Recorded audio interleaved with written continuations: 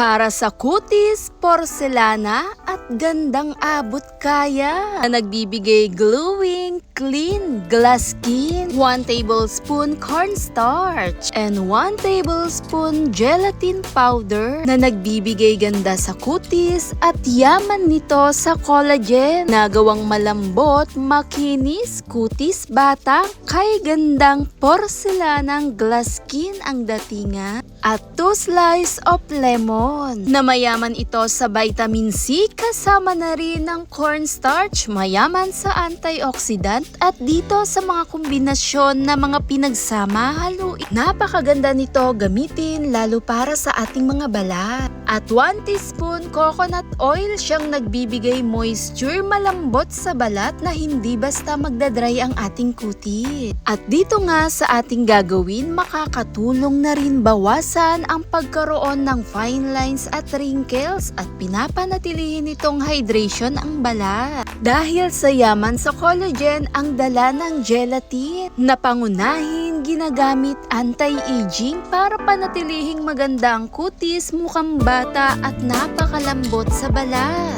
na maiiwasan ang pagkaroon ng kulubot sa ating kutis. Dahil pinapanatilihin itong moisture, makinis at moisturizing at whitening na rin to dahil sa dala ng ating cornstarch at yung lemon na maganda sa ating kutis. Pinupusyaw nito ang kutis lalo sa balat.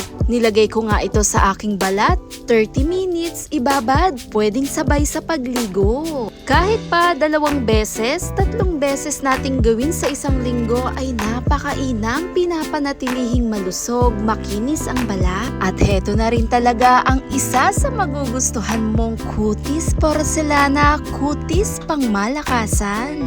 Makinis, malambot, glass skin, kapansin-pansin sa ating kutis. Thanks for watching guys!